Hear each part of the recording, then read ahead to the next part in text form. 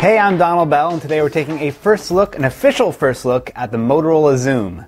This is an Android-based tablet with a 10.1-inch screen, 32 gigabytes of storage, and a price tag of $800 off contract or $600 with a 2-year commitment from Verizon. It's around the same size as the original iPad, although it has more of a widescreen dimension, and the bezel around the screen isn't as wide. It's definitely heavier than the iPad, which sounds like a small complaint, but tablets are something you spend a lot of time holding. On the bottom you have connections for micro USB and micro HDMI, though you'll need a dock if you want to get video out from this thing. On the top you have a headphone out, and a door that covers up the micro SD memory card slot for additional storage, and a 4G SIM card slot for the 4G support that's coming later this year. There's volume control on the left side, and on the back you get a 5 megapixel camera and flash, and a pair of stereo speakers. You also see the power buttons over here on the back. Now, it's a little weird to have the speakers blasting out away from you, but it's nice that you don't actually run the risk of covering them up with your hands. You also get a 2 megapixel camera on the front that works with video chat apps like Google Talk.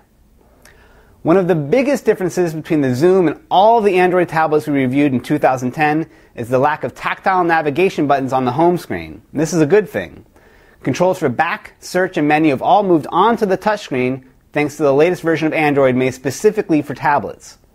Verizon and Motorola are the first to have Android 3.0, and it's a big part of why this tablet is so special. You get all the stuff that makes Android great. There's full support for Android Market, official Google apps for Gmail, Maps, GPS navigation, and calendar. A lot has changed though. The browser has this tabbed interface that works more like a desktop browser than a smartphone. You get this nice big keyboard. Notifications and settings are down here on the bottom, and generally all the included apps have been overhauled for the larger screen of the tablet. So now the big question. Is this thing a real competitor to the iPad?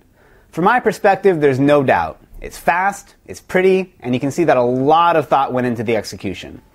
It's not cheap though, and with so many tablet options coming out this year, I'd stay away from contracts like the plague. Verizon and Motorola have the lock on Android 3.0 for now, but there are many eager contenders on the horizon. So that's the Motorola Xoom from Verizon. For CNET.com, I'm Donald Bell.